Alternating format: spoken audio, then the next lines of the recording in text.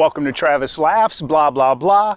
I'm going to try to keep this really short. It occurs to me that nobody needs to listen to me for 7-8 minutes. In fact, I think so many of the things that we enjoy in life right now go on for far too long.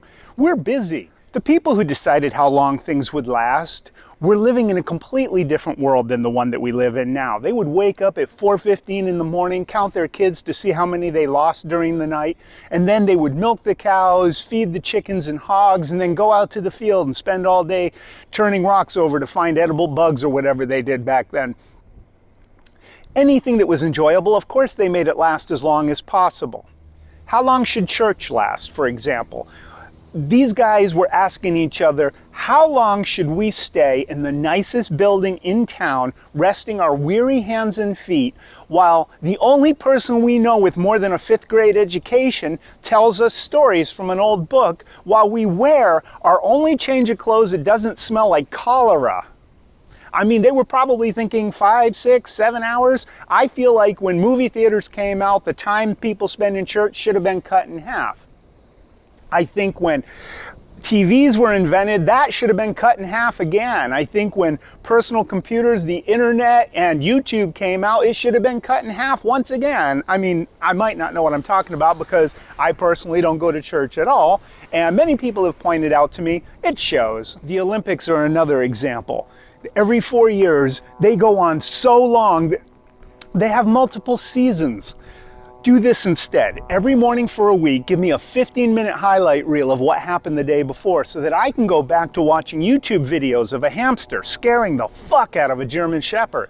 For my money, that applies to all sports. I mean, for me, the perfect baseball game is the guy winds up and he throws his best pitch and the other guy tries to hit it with a bat. If he hits it, he's the winner. If he doesn't, then throwy guy's the winner. Either way, game's over.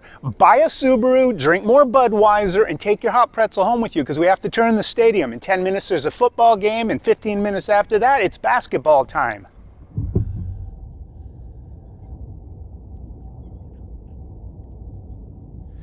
One of the great things about doing stand-up comedy is that whenever something negative or bad happens to you, you can use it to create a new joke. Like if you get pulled over for speeding and you're seething with anger and resentment while the cop's filling out the ticket and handing it to you and telling you, go on now, but slow down.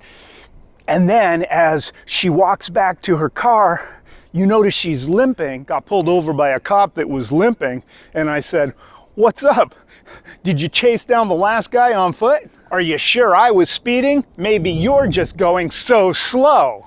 I guess that's what happens when people leave donut boxes lying in the hallway. If your shoes don't fit, you must have quit. And if a relative or your teacher or your boss irritates you, you can just channel all that energy into eviscerating them on stage.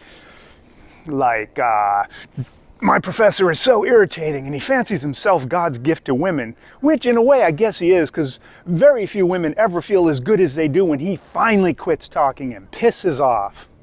Or if your boyfriend breaks up with you, that's sad, but I can't believe he broke up with me.